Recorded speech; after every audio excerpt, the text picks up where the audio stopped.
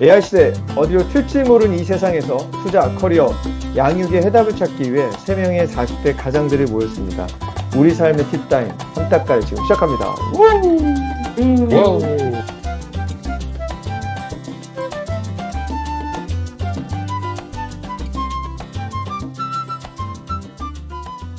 김막스입니다. 우울한 우공입니다.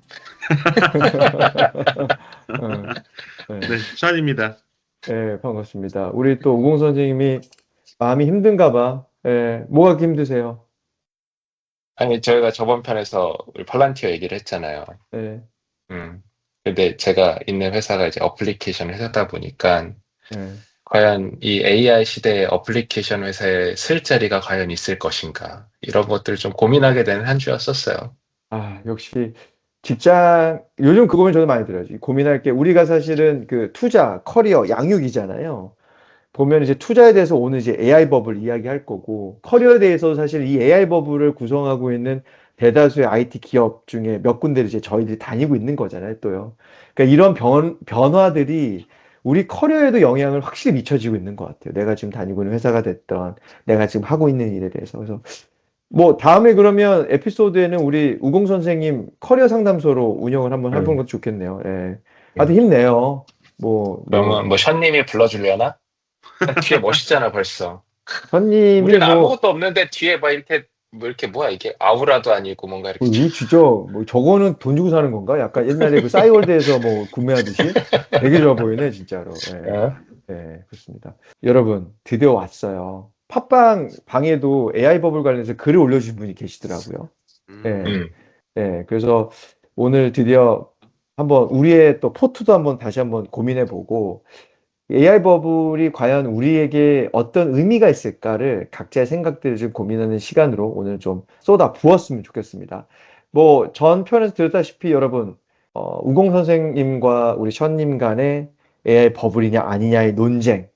끝에 이제 팔란티어 편에서 우공 선생님이 본인의 입장을 좀 바꾸려고 하는 것 같은데 다시 한번 두 분께 여쭤보겠습니다.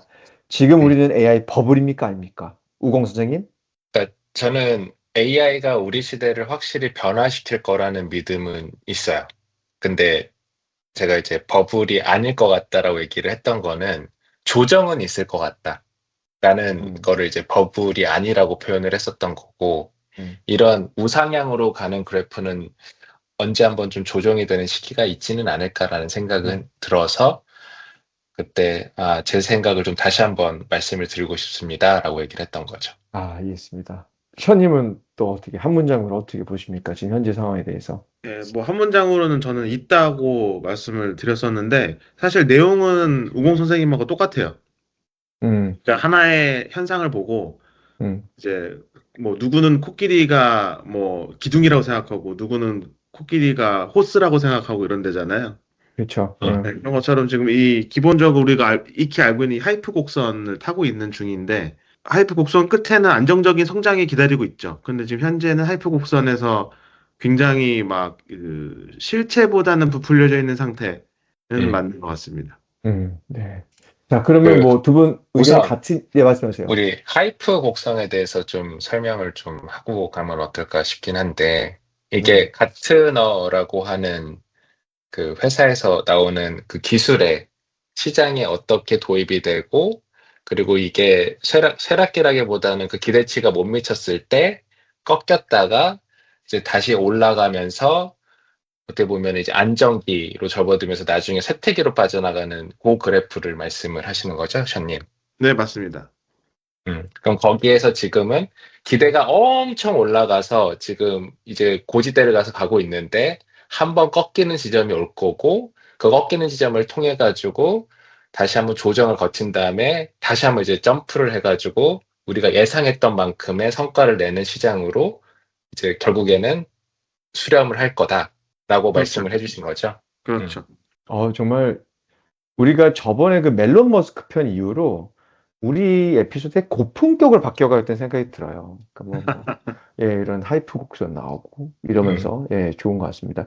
저는 사실 제 이름이 김막스로 졌잖아요. 제가 이제 가장 이제 존경하는 분이 만난 적은 없지만 이 하워드 막스라는 이제 오크트리 그 캐피탈의 창업자이자 전설적인 투자자분이 얘기해 주셨던 부분이 하나 있는데, 그분이 이제 메모를 쓰시거든요.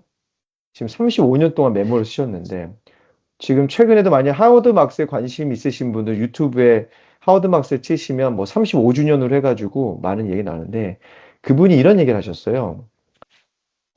우리가 예측은 할 수 없지만 준비는 해야 된다라는 얘기를 항상 하세요. 그러니까 많은 사람들이 이런 뭐 버블이 됐던 어려움들이 있었을 때 예측을 하려고 하시더라고요. 어느 시점에 뭐 버블이 터진다.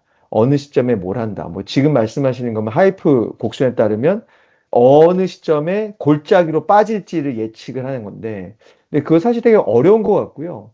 결국에는 이제 그게 오긴 올 것 같다라는 거죠. 저도 되게 강한 의견인데, 그럼 어떻게 우리가 준비를 해야 될까라는 부분에 대해서도 좀 고민이 많이 필요할 것 같아요. 대부분 이제 투자를 하시는 분들이 특히 그러니까 처음 투자를 하시는 분들이 대부분 이제 그 준비가 좀 극단적이시거든요. 다 팔거나 그냥 다 사거나 뭐 이러시는데, 그런 것들을 좀 준비를 하셔야 되는데, 한번 데이터를 갖고 좀 이야기해 보면 두 분께 제가 퀴즈를 드리겠습니다.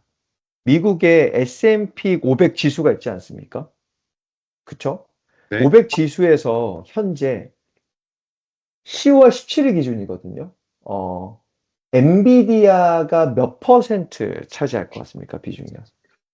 5% S&P 정도? 5% 정도? 5%? 우공 선생님 저는 얼마일 것 한 같습니까? 7% 정도 차지할 것 같아요. 7% 정도 차지하시죠. 예, 정답은 7.6%를 차지하고 있어요. 오, 두 번째 질문 들어갑니다. 시가총액 2등 기업이 누구냐면 마이크로소프트거든요. 마이크로소프트는 몇 퍼센트를 차지할까요? 그러면 6% 한 정도 될 것 같은데. 오, 7%? 역시 감이 좋아. 역시 디렉터야. 느낌은 다르잖아. 그러니까 6.7%, 네. 그리고 애플이 6.6%, 알파벳 4.9%인데 중요한 숫자는 뭐냐면 S&P 500을 차지하고 있는 바텀 아마 230개 정도 될 거야. 250, 230개면 되거든요. 200개 넘는 회사가 이 S&P 500에서 차지하는 비중이 몇 퍼센트인지 아십니까? 250개면 거의 8, 90%일 것 같은데. 저는 그 20% 사람들이 정도 될 것 같아요. 지수에서 차지하는 비중. 바텀 250개 회사가. 아, 바텀이요? 그러니까 예, 마켓 마켓밸류로. 밸류로, 예. 그러니까 역으로 하면 되니까 바텀으로 하면 한 10% 될 것 같은데. something like that 7%예요. 네. 그러니까 지금 엔비디아 기업 하나가 미국의 S&P 500만 들어가도 대단한 회사들인 거잖아요. 엄밀히 따지면요. 그 250여 개, 아마 230, 250개 정도, 200개 이상의 회사와 똑같은 마켓 캡을 갖고 있다라는 거거든요. 근데 이건 좀 한번 좀 고민해 볼 필요는 있을 것 같아요. 이게 정말로.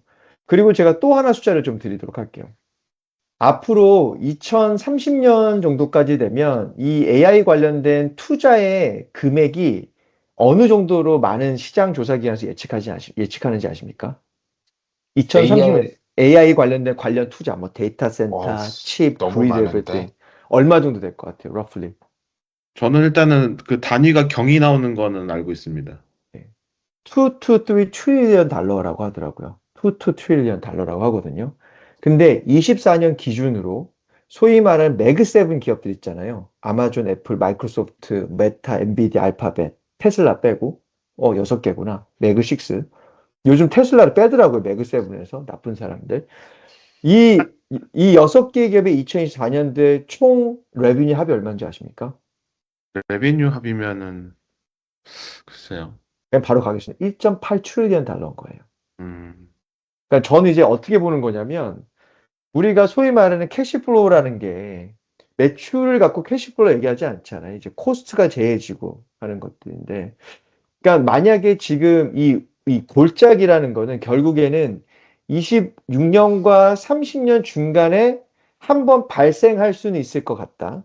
근데 발생한다는 가장 중요한 건 뭐냐면 아까 말한 만약에 이 매그6 기업들이 매출의 성장이 2배 이상 발생되지 않으면 골짜기는 빨리 올 것 같아요. 저는. 음, 예, 그래서 사실은 저는 골짜기를 준비하는 거는 지금부터 우리가 그 탑10, 탑테크 기업들의 실적들을 정말로 잘 모니터링 해야 될 시점이 온 것 같아요. 지금 주식을 매도하자는 얘기가 아니라 음, 이거를 이제 잘 왜냐면 테슬라 같은 경우 이번에 매출은 좋았지만 손익이 완전 망했거든요.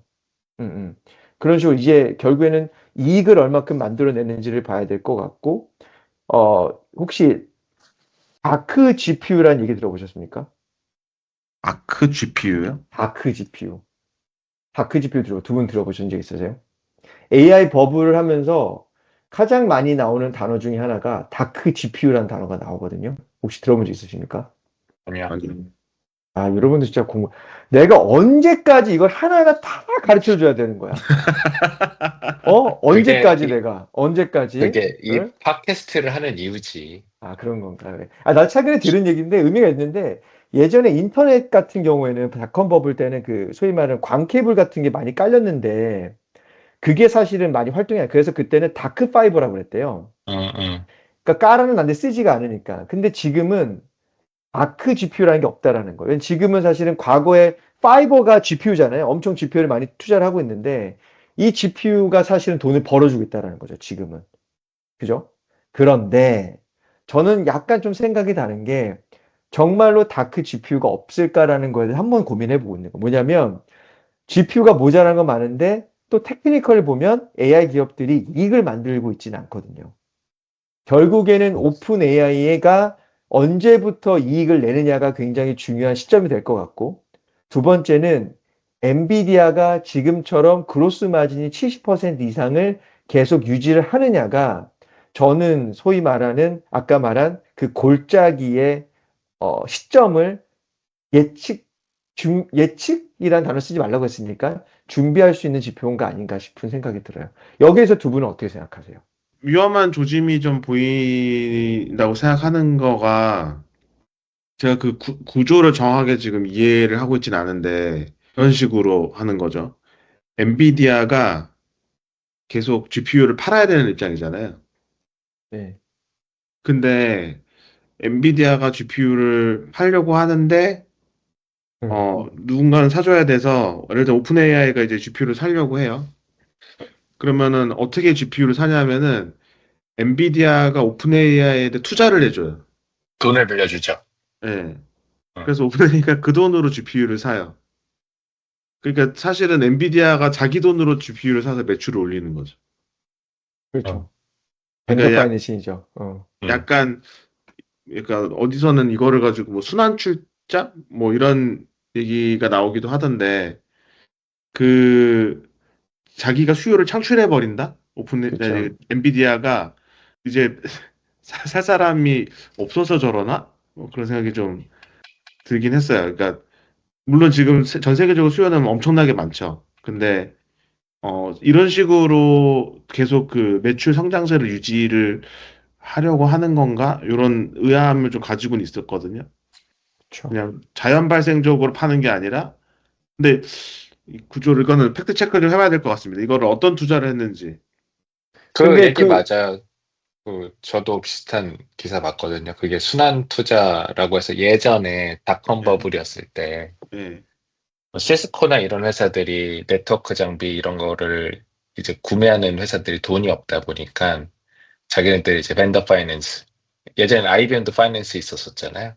음, 이런 식으로 이제 금융 프로그램을 통해 가지고 돈을 빌려주는 거죠. 그래서 그 돈 가지고 사라고 하는 거고 그리고 그때 이제 뭐 다크파이버 말씀하셨는데 그렇게 해서 이제 시장에 대한 기대치는 높았는데 실질적으로 그 사용을 하고 그걸 가지고 새로운 경제적인 가치를 발현하는 걸 못하다 보니까 그때 2000년대 초반에 엄청나게 큰 그 닷컴 버블이라는 게 터지면서 시장 조정이 있었던 게 사실이었던 거고 그 역사가 동일하게 반복되는 게 아니냐라는 기사도 저도 본 것 같아요.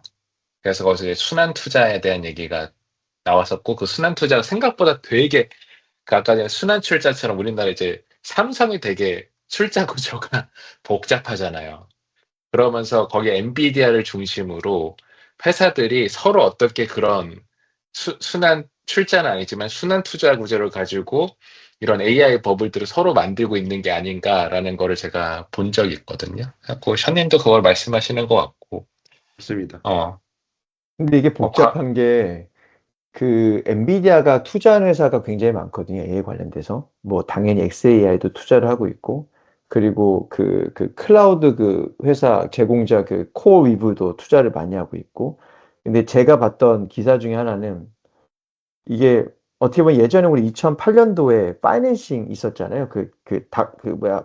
모기지. 이름도 안 네, 나. 빅쇼트 서브프라임 나왔던 모기지. 서브프라임 모기지. 예, 서브프라임 모기지인데 그때 사실은 그 CDO가 됐던 그 크레딧 디폴트 스왑이 됐든 CDS가 됐던 그런 모기지 채권들을 이제 모아가지고 파생 상품을 만들고 근데 이제 사람들이 돈을 못 갚다 보니까 그 파생 상품이 무너진 거잖아요. 네. 엔비디아가 지금 그렇게 하고 있다고 얘기를 하고 있더라고요. 음. 그리고 그 엔비디아 하는 게 재밌는 게 본인이 오픈 AI한테 GPU를 팔잖아요. 자기 합한 GPU를 담보를 잡고 또 돈을 빌려준다고 하더라고요. 그러니까 그런 식으로 이제 굉장히 이제 복잡한 체계로 가고 있기 때문에 가는 건데 이것도 이제 제가 들었던 재밌는 얘기인데 재밌는 얘기보다는 이걸 하워드 박사 얘기했나 어떤 분 얘기인지 모르는데 버블은 테크니컬리 두 가지가 있대요. AI 버블과 그리고 기술 버블과 금융 버블이 있다고 합니다. 근데 많은 사람들이 기술 버블과 금융 버블을 혼전해서 쓰고 있대요. 사실은 기술 버블은 터진 적이 없다고 합니다. 근데 기술로 인해서 금융 버블이 생겨서 그 금융 버블이 터져서 주가가 무너지고 우리가 삶이 어려워진 거라고 얘기하더라고요.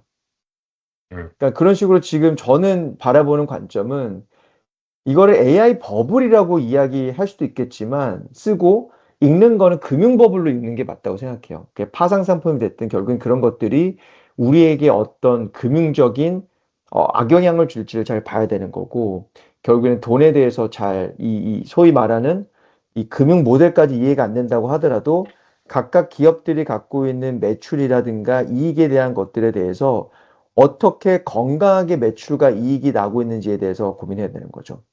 제가 여러분 질문 하나만 드릴게요. 이것도 AI 기업들 중에서 자기 돈으로 AI 모델을 만들고 있는 회사가 한 군데밖에 없는 거 아십니까, 여러분? 그게 어딜 것 같습니까? AI 모델이라고 하면은 뭘 말씀하시는 LLM 거세요? 모델들 자기 투자를 안 돈으로, 받고 투자를 안 받고 엔트로피? 돈 엄청 많이 받죠, 지금. 예. 180 빌리언 달러는 다 투자 받아서 하는 회사고. 그렇죠. 음, XAI도 그렇고 오픈 예. AI도 그렇고 예. 메타. 예스네요. 예. 저는 사실 네, 구글을 얘기하려고 했어요. 네. 사실은 제미나이가 대표적으로 지금 구글이 자기 돈을 만들고 있는 회사거든요, 지금 사실은. 예. 그래서 저는 지금 보면 결국에는 아까 우리가 잠깐 얘기했던 하이퍼스케일러, 우리 이거 녹음하기 전에 얘기했던 아마존 사실은 뭐 미흡하지만 노바라는 모델을 갖고 있고 메타도 그렇고 결국에는 저는 이런 기업들 안에서도 잘 좀 보고 있다면 그 골짜기가 빠져도 음, 저는 좀 버틸 수 있는 기업들을 찾아야 되지 않을까? 그러니까 AI 버블에서 모든 AI 기업들을 다 동일시되고 타부시하는 것보다는 이 안에서 우리가 잘 찾아야 되고 결국에 그 골짜기에 빠진 그 기업들 중에서 저는 분명히 이제 1등 기업이 나올 거라 생각하고 그 기업이 지금 현재 구글이 그 서치 광고의 68% 이상의 그 마켓쉐어를 갖고 간 처럼 독점적인 구조의 비즈니스를 가져가는 피터 thiel이 항상 얘기하는 맞아요. 독점적인 비즈니스를 갖고 있는 기업을 이제는 찾을 기회가 저한테 이제 올 거다. 그래서 그 골짜기 오는 거를 우리가 기다리자라는 게 제 생각이에요. 그래서 제가 이제 션님이 연금 투자만 하시잖아요.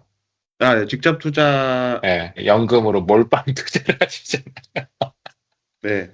예, 갖고, 그 상품명을 제가 공유를 드렸었죠. 그렇죠, 그렇죠. 테슬라 채권의 어, 혼합이었나요? 뭐였나요? 아니야. 아니었나? 에이스, 에이스 테슬라 밸류체인, 밸류체인. 밸류체인. 예. 그래갖고 내가, 그러니까 여기서 사실 포트폴리오가 이렇게 오픈되네. 그때 제가 한 2주 전에 네. 션님한테 물어봤던 거는 4주 전쯤에 제가 물어봤던 것 같아요. 션님 테슬라 ETF 뭐 투자하세요? 물어보니까 그 얘기를 해주셨고, 네. 저는 이제 저희 방송하면서 그러니까 구글에 대한 퍼에 대한 얘기도 했었었고, 구글이 갖고 있는 지금 강점, 아까 지금 얘기했던 자생적으로 뭔가 외부 투자 안 받고 가는 모습, 그 제약 쪽 헬스케어. 투자를, 헬스케어 쪽 했을 때 그 구글에 대한 생각이 되게 많았었거든요. 그래서 제가 그 연금 계좌가 몇 개가 있는데 그 후에 제가 조정을 한 게 있어요. 딱 세 가지만 투자를 해요. 금, 에이스 테슬라 밸류체인, 에이스 구글 밸류체인. 그렇게 세계에서 개인연금이기 때문에 저는 채권을 안 사거든요, 거기는. 아니, 구글도 밸류체인 있어요? 음. 오, 그래갖고 제 포트폴리오는 지금 제가 작지 않은 비용이 들어있는데 비중이 금 40, 그리고 테슬라 30, 그리고 구글 30 이렇게 있는 게 있죠. 근데 음, 요즘 금은 거의 나스닥이에요. 근데 지금 최근 3일 동안 조정이 엄청 크게 했었었죠. 예, 구글은 나스닥, 금은 요즘 나스닥이다 음, 보니까, 음, 그런 거죠. 그, 뭐야, 제가 좀 잠깐 좀 숫자를 좀 드리면, 저는 이제 항상 투자를 할 때 저는 되게 보수적이거든요. 잃지 않아야 되니까.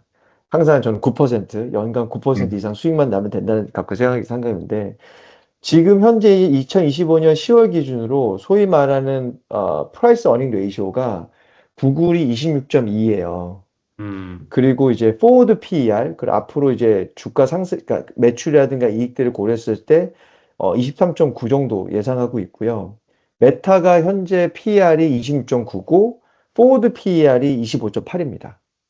그리고 마이크로소프트가 현재 37, 포워드 PER이 32, 애플이 34, 그리고 포워드 PE가 29, 아마존이 현재 P가 40, 그리고 포워드가 35, 엔비디아가 55, 포워드 P가 34, 그리고 테슬라가 음. 현재 176, 포워드가 120인 거예요. 이런 거거든요. 이런 거들. 보면은, 근데 또 이렇게 이 숫자들을 또 보고 있으면 좀 어떤 생각이 드는 거냐면요. 근데 이거 뭐, 숫자 괜찮은데? 아주 높은 것 같지는 않은데, 엔비디아만이라도.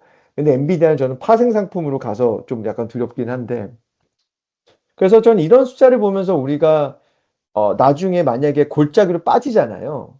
그때 이런 기업들을 싸게 사는 게 앞으로 그 골짜기가 언제 일어날지 모르지만 그 골짜기 후에 5년, 10년을 정말로 네, 대단한 수익을 낼 거라 생각을 하거든요, 저는요. 맞아요. 예, 그래서 항상 저는 사실은 특정 주식 기업만 보고 있거든요. 요즘 뭐 SMR이 됐든 뭐 여러 가지 것들이 있는데 최근에 제가 그 추석 때 부모님 댁 갔다가 저희 어머님이 가지고 제가 느꼈죠. 꼭지구나. 음. 우리 어머니가 일이 넘으신 어머니가 꼭 SMR을 얘기할 정도면 야, 이건 꼭지는 맞구나. 뭐 이런 생각 드는데 결국엔 저는 너무 아는 거 저는 AI나 이런 쪽만 관심이 있으니까 특히 이제 모델 쪽으로.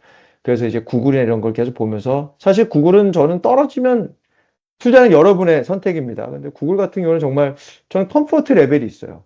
이거는 되게 컴포트한 레벨이 있고 애플도 마찬가지고 그리고 아마존도 마찬가지고 테슬라는 저는 멀티플이 200, 300 가도 무조건 저는 머스크와 함께 화성을 가고 싶습니다.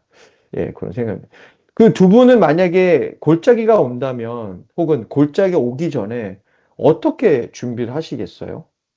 지금 혹시 골짜기를 예상하고 계십니까? 혹은 골짜기에서 어떤 그 프리퍼레이션을 준비를 하고 계신지를 한번 우공 선생님도 얘기해 주시겠어요? 그러니까 저는 이제 40대 초반이잖아요, 아직. 이 정도면 주민도 이젠 다 까, 그냥 뭐 다 그런가? 나왔어. 그런가? 1편부터 이거 10월 다 들으면 누군지 알 것 같아. 하나씩, 예, 하나씩. 예. 음. 그런데 예. 그래서 아직 좀 공격적으로 투자를 좀 하는 편인 것 같아요. 그래갖고 지금, 그러니까 조정이 있을 거라고 생각은 했었고, 저는 한 2달 전부터 금에 대한 관심이 되게 많았었거든요. 제가, 음, 2달, 얼마 뭐, 저희 투자 얘기했을 때 금 되게 좋은 것 같다라고 얘기를 한 적도 한 번도 있었었고, 맞아요, 맞아요. 예. 음. 그래갖고 제가 2달 전부터 이제 금 비중을 되게 많이 늘렸었어요. 네. 근데 이제 금 비중을 늘렸던 이유가 여러 가지 이유가 있긴 한데, 여태까지 마켓 크래시가 됐었을 때 금이 물론 그 시장이 추락했었을 때 단기적인 하락폭은 있지만 상승폭이 굉장히 컸었다라는 게 있어가지고 나는 나름 금이 안전자산이다 라고 생각하는 게 하나가 있었었고, 음, 그리고 두 번째로는 이제 금이 1년에 한 2,000톤 정도밖에 생산이 안 된다고 하더라고요. 그렇죠? 그리고 더 이상 생산을 하려고 하면은 우리가 지표면에서 생산할 수 있는 거가 거의 다 끝났대요. 음, 그래서 이제 막 우리가 그거보다 더 깊은 곳까지 채굴하는 능력이 있어야 되는데 현재 그 기술이 있지가 않고, 그리고 금이라고 하는 것 자체가 이 사고 파는 수요가 많지 않다고 하더라고요. 예를 들면은 중앙은행에서 요즘 중국이든 러시아든 되게 금을 되게 많이 사 모으고 있거든요. 그러니까 이게 어떻게 보면 이제 미국 중심의 뭐 세계은행이라든가 IMF에 반해가지고 또 다른 금융 경제를 만들고 싶어하는 그런 뭐 열강들의 싸움이 있고, 그러면 이제 금의 수요가 또 계속 늘 거고, 또 인플레이션을 또 생각을 해야 되네. 그 여러 가지 생각했을 때 저는 우선은 나는 채권보다는 금으로 가자라는 생각을 제가 한 2달 음, 전부터 해서 이제 했었던 거고, 저는 그래서 근데 금을 샀던 게 이제 아까 말씀드렸던 것처럼 그게 현금 들고 있는 것보다 나중에 조정의 시간이 왔었을 때 이걸 가지고 이제 우리가 말했던 지금 이제 침체기 아까 있었던 골짜기.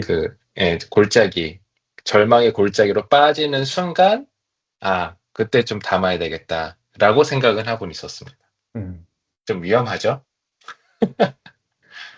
저는 금은 제가 이제 음, 하워드 막스가 이제 언제였더라?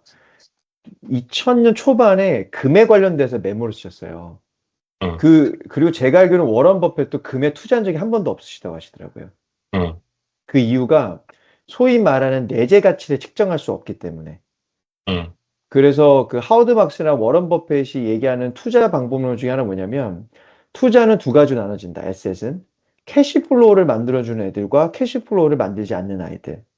그러니까 캐시플로우를 만들어주는 아이들은 주식이 됐죠. 아니면 부동산이 됐든 이런 채권이 됐든 것들인 거고, 이런 아이들은 내재 가치가 이제 알 수가 있다라는 거예요.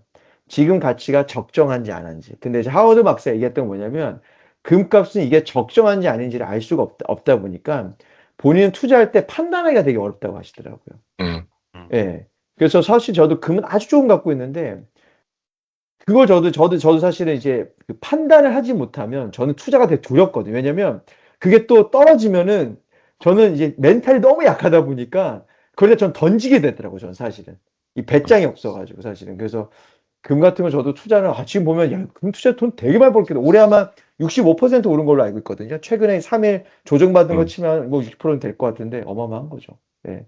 하여튼 금은. 그리고 되게 좋은 전략일 수 있다고 생각해요. 션님은 어떻게 준비하고 계십니까?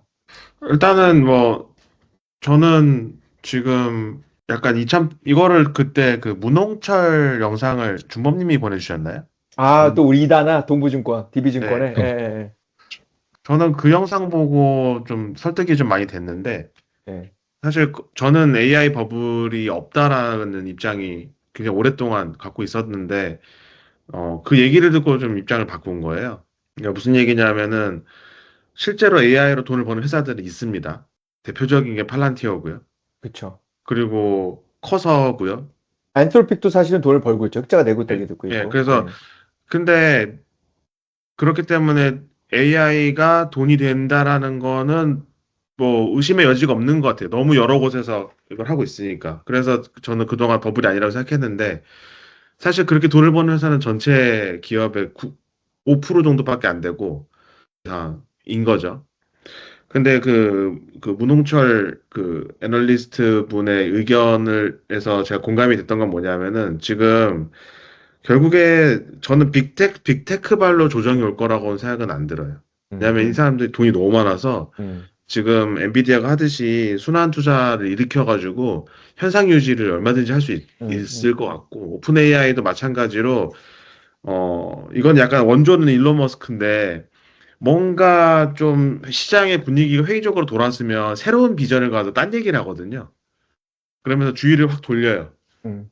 예, 그런 식으로 해서 제 생각에는 이분들은 관리를 잘하고 있다. 이게 시장의 기대치 관리를. 그 진짜 위험한 건 어디냐면 문홍철 팀장님 영상에 나오는 건데 수없이 많은 스타트업 펀드 돈이 지금 거의 추적이 안 되고 있다. 그리고 그 앞에 미국의 큰 거대 금융기업인 블랙록이 있고 이 패턴이 옛날에 서브프라임 모기지 때 신용도가 안 좋은 사람들한테 돈이 마구 나갔다가 회수가 안 되면서 터졌잖아요. 그렇죠. 예. 그래서 저는 이제 AI 버블이라는 게 그 잘하는 사람들로부터 시작될 것 같지 않고 조정이 음, 음. 이 눈먼 돈들의 파티가 끝나면 터질 것 같다라는 생각을 좀 하고 있죠. 음, 음. 그래서 그 2008년도 제가 지금도 종종 보는 영화가 빅쇼트거든요. 아, 저 가끔씩 너무 좋아하는 영화예요. 예. 저 한 10번 본 것 같아요. 빅쇼트. 예, 저 진짜 빅쇼트 좋아해요. 말고 좋아하는 영화가 이제 마진콜. 아, 최고의 영화죠, 그것도, 예, 마진콜드요. 마진콜도 정말 그 명대사가 있지 않습니까? 예. 예, 남들보다 세상에 살아남으려면 남들보다 빠르거나 남들보다 똑똑하거나 남의 걸 훔쳐야 되는데 세 가지 방법밖에 없는데 똑똑하기 너무 힘들고 훔치면 불법이고 근데 빠른 게 최고다. 남들보다 빠르게 움직이면 된다. 그래서 그 자기 남들보다 빠르게 갖고 있는 자산을 다 팔아버리잖아요. 그 사장이 네, 영화에서. 제레미 아이언스가 연기했죠. 예. 그렇죠. 그리고 맛있게 음, 스테이크 썰어 예, 드시던. 예, 예, 예. 예, 아무튼 근데 이제 2008년 금융위기를 돌이켜 보면은 이제 베어 스턴스부터 시작을 했어요. 그러니까 약한 고리부터 메이저 음. 뱅크 중에 약한 고리가부터 터지면서 이게 시작이 되더라고요. 그리고 저 최근에 본 영화 중에서도 이름이 뭐였지? 그 게임스톱을 다룬 영화였는데 저 그 영화 봤어요. 덤 어, 어, 머니였는데 어.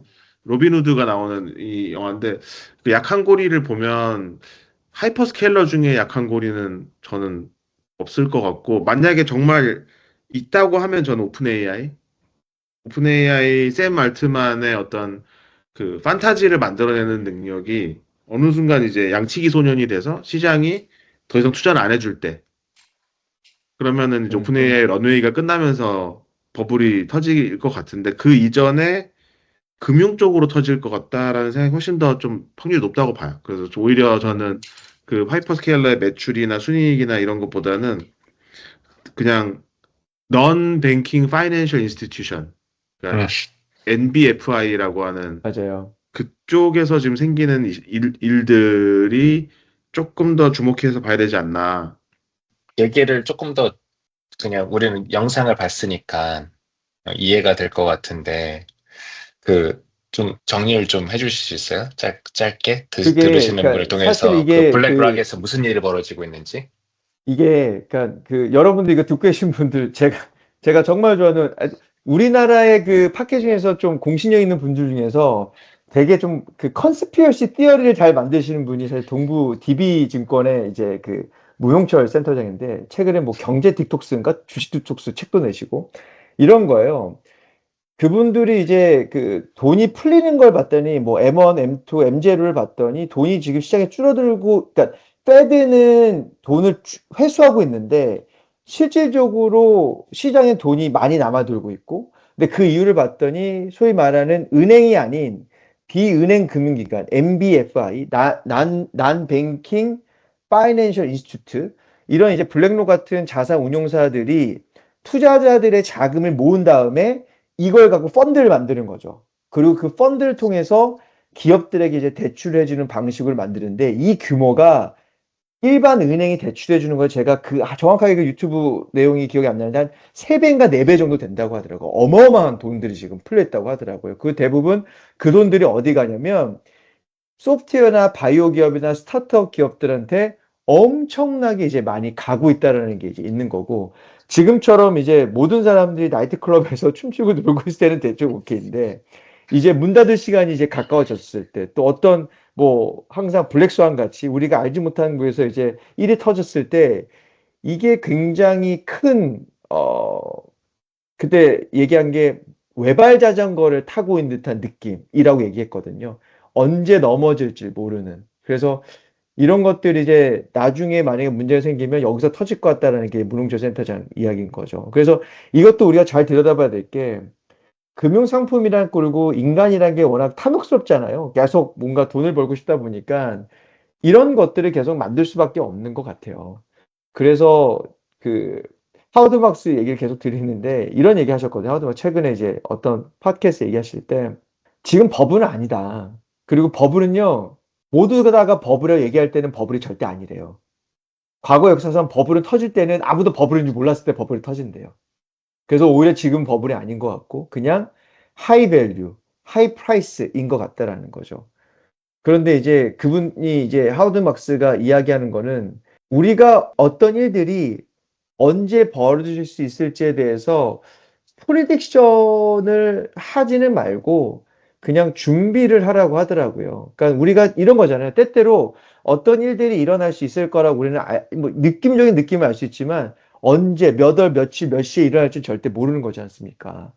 이제 그러다 보니까 이게 이제 저는 되게 가슴 아픈 게 하나가 있어요. 이건 우리 최근에 이제 주식 투자를 하지 않았던 주위의 회사 동료들도 주식 투자를 다시 또 들어오기 시작하고 있잖아요. 근데 만약에 이런 분들이 조금이라도 시장이 꺾이잖아요. 그럼 또 투매가 일어나거든요. 못 버티고. 근데 그 못 버튼 이유가 뭐냐면 그 자기가 매수한 회사에 대한 지식과 신뢰나 이런 게 없기 때문이라고 저는 생각하는 거예요. 그래서 저는 공부를 많이 해야 된다고 생각하는 거거든요. 내가 사는 기업, 그게 팔란티어가 됐던, 테슬라가 됐든, 아니면 뭐 삼성전자가 됐던, 우리가 정말로 그 기업에 대해서 이해를 많이 해야 된다. 공부를 많이 해야 된다. 그리고 그 기업이 속해 있는 산업에 대한 이해도가 높아져야지. 아까 우리가 계속 야한 그 우매한 골짜기, 뭐 절망의 골짜기에 빠졌을 때 투매를 하는 것이 아니라 우리가 좀 더 그 주식을 더 매수를 해서 더 큰 부를 창출할 수 있는 기회가 분명히 올 거거든요. 그 위기를 기회로 만들 수 있는 여러분들이 저는 되시기를 정말 바라는 마음이고, 앞으로 연말까지 우공 선생님, 포트폴리오 조정을 하실 겁니까? 막수님이 질문을 해가지고 이 금리 인하가 몇 번 더 예측이 되고 있으니까 그때까지는 좀 기다려 볼 만하지 않을까요? 라는 얘기를 한번 했었었거든요. 저는 지금 마음은 약간 반반인 것 같아요. 근데 지금 생각으로는 연말쯤이 되기 전에 한번 좀 준비를 한번 하지 않을까? 라는 생각은 좀 들고요. 준비를 한다는 게 구체적으로 어떤 액션을 취하실 겁니까? 우선 현금 보유량을 좀 늘리고 있는 거죠. 음, 음. 음. 혹시 목표라는 수치가 있으세요? 몇 퍼센트 정도 현금을 보호해야겠다. 현금을 뭐 그때 가서 좀 봐야 되긴 하겠지만 뭐 현재 갖고 있는 금액의 한 30에서 많게는 한 40% 정도 되지 않을까 싶긴 하거든요. 음. 나이트클럽 4시에 문 닫으면 2시에 나오시겠다는 얘기로 이해했고요. 네. 션님은 앞으로 연말까지 어떻게 준비하실 저는 겁니까? 뭐 연말까지면 얼마 안 남았잖아요. 네, 그리고 뭐 저는 그 사이에 뭐가 일어날 것 같지는 않아가지고 네, 그냥 현재 포지션을 계속 유지하려고 합니다. 네. 그리고 만약에 골짜기 온다면 언제쯤 올 것 같아요? 그냥 느낌이? 두 분은? 그거는 뭐 진짜 전문가도 못 맞추는 영역이니까 음, 저는 아까 말씀해주신 그 말씀이 딱 맞는 것 같아요. 그러니까 지진이 많이 나는 일본에서는 언제든지 대피할 수 있게 그 비상 대피 가방을 집에 구비해 놓고 있잖아요. 그런 것처럼 그냥 그거를 갖고 있는 게 맞는 것 같아요. 언제 일어날지는 전혀 모르니까. 일어난다면은 그런 금융 쪽에서부터 터질 것 같다라는 의견에는 너무 동조가 되고, 그게, 지금 제가 현장에서 목격하는 거랑도 사실 일치하거든요. 우리 저번에 멜론 머스크 님이 나오셔서 또 이 엔터프라이즈에서 지금 AI에 대한 인식을 공유를 해주셨잖아요. 네. 근데 여기서 제가 좀 우려스러운 거는 이 AI 프로젝트들에 대한 주요 결정이 약간 골프장에서 일어나는 것 같다? 그런 음, 느낌적인 느낌이 있어요. 그러니까 이거 임원들이나 그 C레벨 분들이 골프장에서 골프를 치면서 우리는 뭐 했다라는 거에서 그 뾰족한 문제 정의 없이 그냥 야 너도 뭐 이런 같은 야 나도 이런 식으로 지금 야 나도 AI 개발들이 일어나고 있고 그리고 제가 자주 말씀드렸지만 시장에 가짜 전문가도 너무 많아요, 지금. 가짜 전문가들도 너무 많아서 일단은 계약부터 하고 보자. 음, 그러니까 이게 우리나라 대한민국 SI 업계의 큰 문제 중에 하나인데 SI 계약이 되면 가불이 역전돼 버리거든요. 그쵸. 예, 그래서 내 돈을 쓰면서 내 목소리를 못 내는 경우들이 막 생기고 그런 것 때문에 고객들이 아웃컴이 안 좋은 경우가 만들어지고 그러면은 또 그것 때문에 이제 그 기대치가 꺾이고 음, 이런 악순환들이 많이 생기고 있어가지고 그 AI에 대한 되게 정말 어떤 옥석이 가려지는 시기가 오긴 와야겠다라는 생각이 좀 들긴 합니다. 지금 정부 자금도 많이 풀리고 초기 창업 패키지, 뭐 예비 창업 패키지, 뭐 이런 식으로 해서 정부에서 창업자들한테 뭐 1억 원씩 쏴주고 이런 프로그램들도 많아가지고, 사실 그런 게 이제 버블 국면일 수 있는 거죠. 그런 돈이 이제 가짜 전문가들한테 흘러가서 품질 낮은 AI로 나오고 아무도 안 쓰고 그 돈은 사라지고, 이런 게 너무 과하게 일종의 광풍이 지나가고 나면은 여의도 불꽃놀이 후에 한강 고수부지처럼 되게 어수선해지지 않을까. 음. 예, 그런 우려를 좀 하고 있습니다. 제가 이게 숫자를 몇 개 또 한번 좀 이 두 분하고 청취자분들 드린다면 그 AI 아까 커서 회사 말씀하셨잖아요. 그 바이브 코딩 툴, 뭐 커서가 됐던 뭐 러버블이 됐던 아니면 뭐 윈서프가 됐던 소위 말하는 데브옵스나 뭐 코드 컴플리션 툴이라고 얘기하더라고요. 시장에서는요. 그 카테고리를. 그들의 최근 10월 달 들어와서 트래픽이 전체 평균에서 마이너스 20%씩 떨어지고 있어요. 천 레이시 엄청 올라가고 있다고 하더라고요. 그건 이제 저도 뭐 어떻게 이걸 해석해야 될지 모르지만 저는 이제 하워드 막스가 해준 말을 갖고 다시 한번 좀 클로징을 하면 이런 것 같아요. 어떻게 얘기하셨냐면 투자의 핵심이 투자를 할 때는 어떤 산업이 그 사회에 얼마나 어떤 영향을 미치고 성장을 시키는지 평가하는 것도 중요하지만 그거보다 더 중요한 거는 내가 투자하는 회사가 얼마큼 경쟁 우위를 갖고 있고 그 경쟁 우위를 얼마큼 지속 가능하게 만들어 갈 수 있는 CEO나 일을 하는지를 잘 봐라라고 말씀하시거든요. 그래서 저는 지금 같은 시대에서는 우리가 산업을 보는 것도 중요하지만 만약에 투자를 하시는 분이 계시거나 커리어를 고민하고 계신 분들이라면 저는 이 기업들에 대한 공부를 더 가열차게 해야 될 때가 왔다. 더 해야 된다라는 생각을 하고 있고 그리고 그 과정 속에서 분명히 골짜기는 저는 온다고 생각하거든요. 그게 뭐 금융 버블이 됐든 뭐든 간에 그랬을 때 여러분들이 좀 부를 축적하고 부를 축적할 수 있는 또 다른 기회로 삼을 수 있기를 바라도록 하겠습니다. 단순히 그냥 누가 옆에서 사라고 해서 절대 사지 마십시오. 지금 저희가 이 팟캐스트를 통해서 이야기했을 때 많은 기업들 이름이 있는데요. 그 기업들 절대 사지 마십시오. 예. 다만 여러분들이 그냥 공부를 하시고 그 사람들이 말한 기업들이 나쁘진 않네. 첫 스타팅 포인트를 줄 수 있지만 저희가 말한다고 해서 절대 사지 마시고 충분히 공부하시고 숫자적으로 검증되고 했었을 때 하는 게 좋지 않을까 하는 게 제 생각입니다. 혹시 우공 선생님과 션님 투자 얘기하면 좀 약간 버겁긴 한데 예, 클로징 말씀 한 마디씩만 좀 해주시면 좋을 것 같아요. 우공 선생님부터. 제가 오늘 그 회사에서도 AI 때문에 촉발된 내 커리어에 대한 고민이 좀 있었었던 거고 되게 어려운 순간인 것 같아요. 저희가 이제 그런 AI로 촉발되는 여러 가지 변화를 가지고 우리의 삶에 대해서 좀 고민을 해보자라고 이 팟빵을 시작을 했었고 그리고 어떻게 보면 연초에 제가 이런저런 걸 하면서 삶의 자신감이 좀 늘은 시점이 있었거든요. 그래도 내가 이런 것들을 고민을 하고 준비를 하고 있으니 남들보다는 좀 낫지 않나라는 생각을 했었는데, 최근에 이제 막 회사 일에서 막 이런저런 고민을 하면서, 정말 어렵구나.